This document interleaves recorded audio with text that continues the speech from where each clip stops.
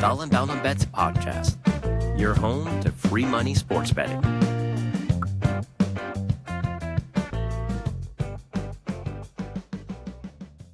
All right, hey everybody, back for another podcast. We've got D-Boe with us in the house. We have Curtis coming off some big fantasy picks, and surprisingly, Bobby Betts is not here tonight. And anybody want to take a guess as to why Bobby Betts isn't here? Anybody want to guess? Well, I think there's a game tonight. There was a game. What didn't somebody play his team tonight? I don't know if it would be a guess, but something's going on in his personal life too.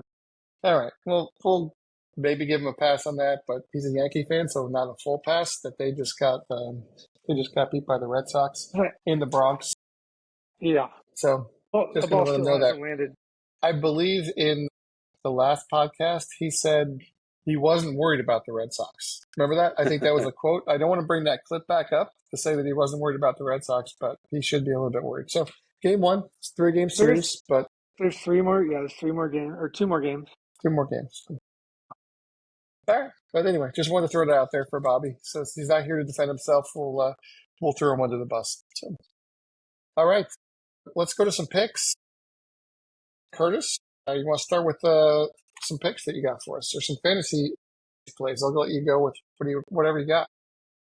Yeah, no, I'll throw out the picks first.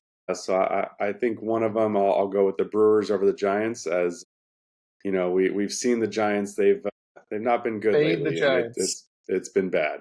The Brewers, they're pretty much the belle of the ball this year, if you will. They're killing it right now. The Brewers are 42-20 at home.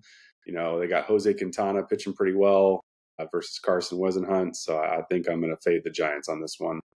And then I'll go second one. I'll go Blue Jays over Marlins. Mostly, I got to give a shout out from last week, Shane Bieber. It's his debut tomorrow. And I don't even know if the Marlins even have a decided pitcher, and probably doesn't matter because I'm going to take the Blue Jays. They're pretty hot this year, and yeah, the Marlins they're still the Marlins, if you will. Third one, I'll go Mets over Braves. The Braves have been a disappointment this year. They got Joey Wentz going versus the rookie Nolan McLean, which I'll talk about in a sec. But the Mets have been good. The Braves have not. So unfortunately for the Braves, I'm going to go with the Mets over them for tomorrow. The Mets have been struggling. Yeah, they've been the last couple of games. Yeah, I mean, yeah, they're better than Braves. Yeah, yeah. But if I bet on the Mets, they automatically lose. Every time I bet for the Mets, they're kill a parlay. Yeah, but I'm not betting on tomorrow. So you're there. You go. I'll go a close matchup. Dodgers over Padres. Yu Darvish pitching for the Padres. He hasn't been great, for the most part this year. And Blake Snell's been pretty good. So I'm going to take Dodgers over Padres. Those will be my 4 picks for tomorrow.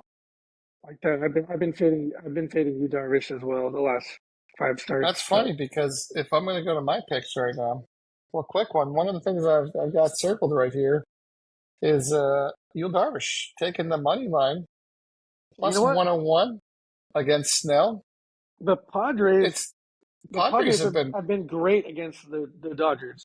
Padres have been great lately. It's a big division rivalry. They made some great moves at the deadline, dude. Their bullpen is number 1 bullpen.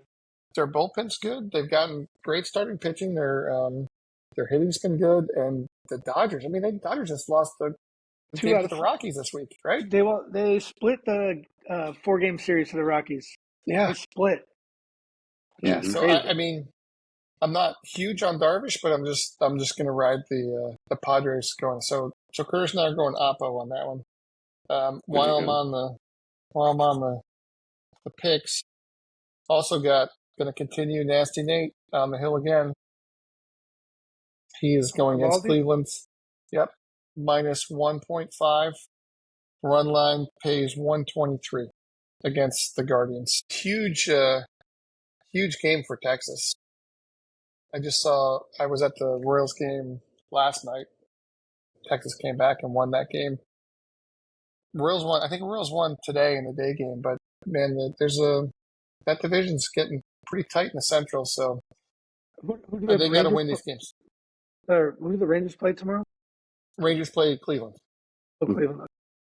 So, riding Eovaldi, Nasty Nate. I got a football pick, but I'll come back to that one. All right, Curtis, what else you got for us? Yeah, I'll throw some fantasy baseball since we're sticking with baseball right now. So I got Nolan McLean, starting pitcher for the Mets. If you haven't picked him up, go pick him up at least for one more start. If not, maybe the rest of the season, because he looked really good when he got called up on August 16th. He pitched against the Mariners, pitched 5 1/3 innings, no runs, 8 Ks, got the win. So fun fact, he joins Matt Harvey as the only Mets pitchers to record 8 Ks and get a win in a scoreless debut. So this kid's got some stuff. I mean, 24-year-old rookie pitcher, AAA, 2.99 ERA, 97 Ks in 87 innings. He looks like he's going to get at least one more start, this coming weekend in Atlanta. I think on August 22nd he's going to pitch. I think if you need a starting pitcher, at least for one start, go pick him up now. I literally just went to go pick him up on my phone, but he's already owned. So you probably already gave the inside info to Bobby Betts. Bobby Betts probably swooped him up. Yeah. All right. But I'll go. I'll D-Boe, go another one. Picks for us? Yeah, go to Curtis. Yeah, Curtis, go ahead. So I got an outfielder, Dylan Beavers for the Orioles, 23-year-old rookie, got off to a pretty good start so far with the Orioles. Got called up on the 16th as well, but he's hit .304 with 18 home runs, 23 stolen bases at AAA. He's going to get some playing time right now with Tyler O'Neill on the injured list, at least until September. So he's a solid add if you need an outfielder for the meantime. Dylan Beavers, Orioles outfielder. Love it. I got one. He's probably already owned. Like Colson Montgomery, I've been on Colson Montgomery for, I think I drafted him this season, and then I dropped him. I put him in my my AAA slot, and by the time I went to scoop him back up, someone had already picked him up. I think it was Bobby Betts, honestly. But Colson Montgomery is shortstop, rookie year. He's been killing it lately, last couple of weeks. He's just on a tear, and I went to go pick him up, but he was already owned, so whatever that's. But if he's unowned in your league, I do suggest picking up Colson Montgomery. On the White Sox. You still have Bayo on your team? Oh yeah, I got Bayo. He's killing it. Yeah. He's probably like my sixth best pitcher. Playing the Yankees tomorrow, so yeah, we'll ride Bayo. I'll take Boston Red Sox first 5. D-Boe in his first 5 every time. Scooble did not hit the first 5 this week. Nope. Followed your pick for first 5, and it was a push. It was 0-0 in that game, wasn't it? Yeah. They were 0-0 until. Yeah. People didn't also mention that he got behind another $50 today because I had another 3-teamer. I had Jason Alexander, and then I took the Dodgers money line against the Rockies, and I took the Padres against your Giants, Curtis. So sorry for that one, but yeah, keeping the broad in the lead. There's another $50 in the cash books for the Blanton Challenge. You withdrew $50, but you didn't mention I withdrew 26 on rebet. So. Oh, you didn't send that to me. All right, good. I did. I sent it to you. We just didn't mention it on. No. On last week's podcast, I don't think we mentioned it. But yeah, I got 26 on rebet. Okay.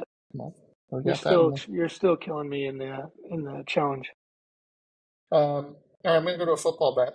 College football, I gave my most of my picks for week 0 last week, but there's one I didn't touch because it's not really much of a game. You got the UNLV Rebels against Idaho State, FCS team.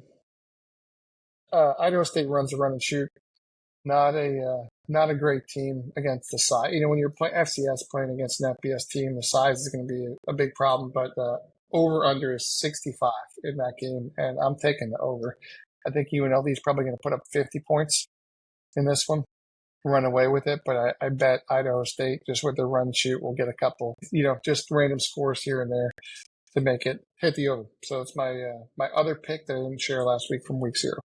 It's crazy that you have knowledge on week 0 with no, but like I've been following you last year, and you just consistently hit college football as your number college one. My thing. That's where we're at. Like, I'm already I'm $400 behind you, and college football is about to start. So it's.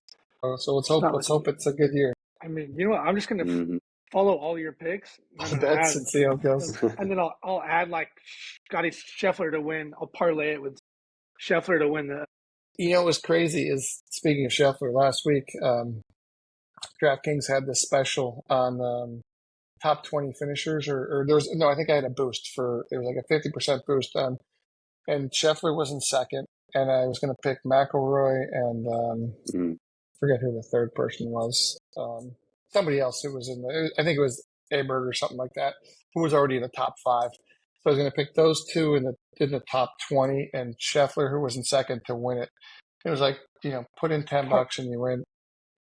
Yeah, it's a parlay like those three. Like you'd have one Scheffler wins, and the other two are top 20, and they were already all in that position except Scheffler was in second. I'm like, Scheffler's going to win it, but for some reason I'm like, I'm not going to do it, because I just can't bet on Scheffler because the one time I'll bet on him, he'll not do. But sure enough, like he just. Yeah.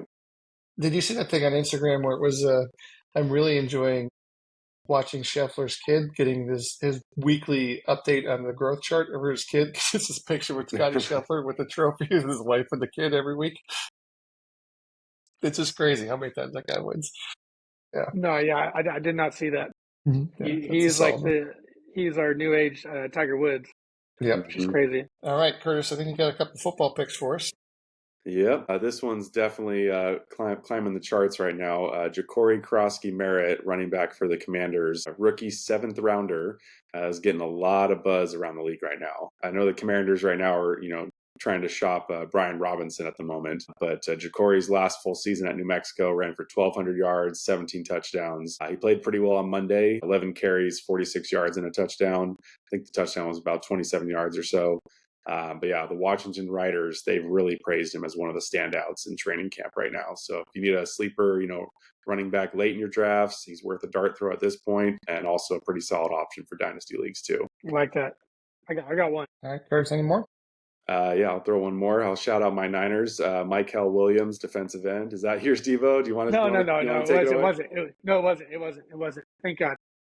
But yeah, he was the 11th overall pick in the draft by the Niners, and they definitely found a pass rusher that they needed opposite Nick Bosa because he looks like a stud.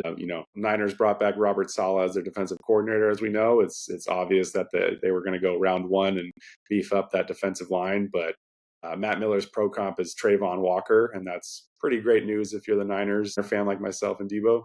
And if you need an edge rusher in IDP leagues for fantasy football, he's a solid option. All right, I do got one. Not really a sleeper. I mean, I think everyone's on him at this time. You don't really have to take a shot at this guy because he's already gotten shot, and it was last year. His name is Ricky Pierce. Got shot in the chest. Plaxico Burress. No, it's Ricky Pearsall. He got shot in the chest, and you don't. Like I said, you don't need to take a shot on this guy because he's. Nice. He's a great at player. this time, the wide receiver core is very, very bleak. If you're playing wide receiver for the Niners, you got to be worried because they're just getting hurt left and right. Jacob Cowling. That's why they just traded for Sky Moore. Sky Moore on the Chiefs. Gave up a 7th rounder, 6th. Was it just the 7th? I don't know. But yeah, 7th, like I said, pick swap. You don't need to take a shot on this guy because he's already taken the shot last year to his chest. Ricky Pearsall. I want to say he's going to be our wide receiver one. Our for one for fantasy points for sure. But yeah, especially targets. He may be in the slot when IU comes back, but Purdy's going to love him. And the first couple of weeks are going to be a little, we're just getting off all these injuries. But first couple of weeks we got, I think, Seattle and then Arizona. We're going to have a weak wide receiver room, and then it's going to get better as the season goes by. So. Good thing we have Kittle and CMC that Brock Purdy can throw to. Yeah, but it looks like Pearsall and Brock have already had a really good chemistry right now so far in the preseason, so that's good to see. Yeah, and the Niners are 20-1 to win it all, and let's not forget the Super Bowl is at Levi Stadium. That is true. Is it this year? Easiest schedule. Yeah, we have the easiest schedule too, and we have the easiest schedule exactly. That doesn't mean shit because some of the worst teams beat us sometimes, and we beat the best teams. But it does mean something. Any given Sunday. Exactly. All right. Any other picks? D-Boe, you got one pick, you said. No, you've got your pick out. That's it? I think we're good. Yeah, I got my baseball pick. It was in a separate clip. Curtis, I actually went before Curtis, just for the record.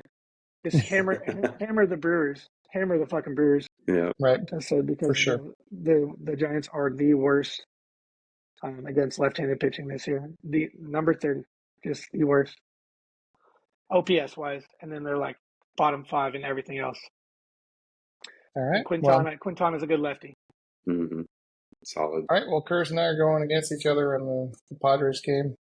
So good luck, Curtis. But I'm taking a parlay with Evaldi. Nasty Nate might throw the Red Sox in there with Bayo. I would do first 5 with Bayo. Yeah. And then True. I'm thinking about heading over to Arrowhead for the preseason game. D-Boe, you are the preseason bet master. Getting advice from me? I need something to keep that game interesting. Mahomes is going to do one series. I think I gave out 1 or 2 winners, but I didn't even bet them. Yeah, I don't like good. betting I need preseason. something for when the third string people come in to have something to make sense of the $8 beer. Sorry, $18 beers, I should say, for a preseason football game. But it's Arrowhead; it'll be fun. All right, and with that, I think we are out. So, all right, good to see you, buddy. We'll see you next week. See you guys.